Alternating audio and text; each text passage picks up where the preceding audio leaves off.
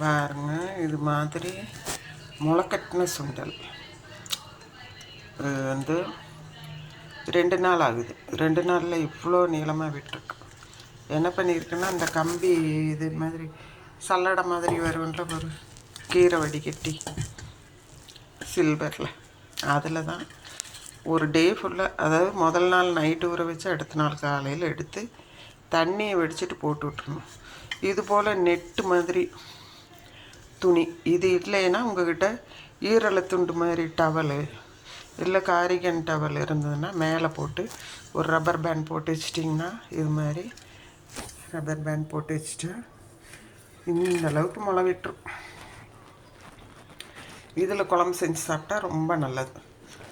என்ன பண்ணணுன்னா, இதை வந்து நல்லா கொதிக்கிற தண்ணியில் போட்டு எடுத்துடணும். அதுக்கப்புறம் இதுதான் ஒரு 6 வெங்காயம், கொஞ்சம் பூண்டு, 3 தக்காளி, அப்புறம் சோம்பு, சீரகம், மிளகு, நம்ம மசாலா எப்பவும் போடுறது, 1 ஸ்பூனு மல்லித்தூள், 1 ஸ்பூன் மிளகாத்தூள், மஞ்சத்தூள், இதெல்லாம் உப்பு ஒரு பெரிய ஸ்பூனு, இதெல்லாம் போட்டு ஒரே தடவையே இதை நல்லா வதக்கி தக்காளி சட்னி அரைக்கிற மாதிரியே அரைச்சிடணும்.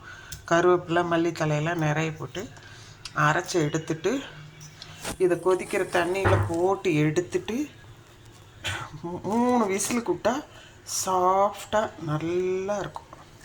உடம்புக்கு ரொம்ப நல்லது. குழந்தைகளுக்கு இது போல் செய்து கொடுத்து பழகுங்க. ஒரு சிலர் இது சும்மாவே வெறுவாயில் இப்படி சாப்பிடுவாங்க.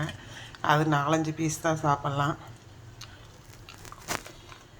சாப்பிட்டு பார்க்குறேன் பாருங்க, டேஸ்ட்டாக இருக்குது. நல்லா வெறும் கொண்டக்கடலை போட்டு நீங்கள் விற்கிறதுக்கு இது போல் முளை கட்டிட்டு போட்டு பாருங்கள். தாளிக்கும் போது சோம்பு, சீரகம், வெந்தயம் தான் தாளிக்கணும். கடுகு தேவையில்லை. மசாலா எது பட்டை கிராம்பு கூட போடாதீங்க. இதை நல்லா வதக்கி அரைச்சி நம்ம நார்மல் உங்கள் காரம் உப்புக்கு தகுந்த மாதிரி போட்டு நல்லா மிக்சியில் அரைச்சிடணும். வதக்கிட்டு எண்ணெய் விட்டு வதக்கிட்டு அப்புறம் மிக்சியில் அரைச்சிடணும். அரைச்ச பேஸ்ட்டை போட்டு 3 விசிலுக்கு விடணும். கொதிக்கிற தண்ணியில் சுண்டலை போட்டு எடுத்துட்டு பிறகு 3 விசிலுக்கு விடணும். மறந்துடாதீங்க, செய்து பாருங்கள். ரொம்ப ரொம்ப ரொம்ப ரொம்ப டேஸ்டியாக இருக்கும். நல்லது உடம்புக்கு. முளைக்கட்டின பயிர்.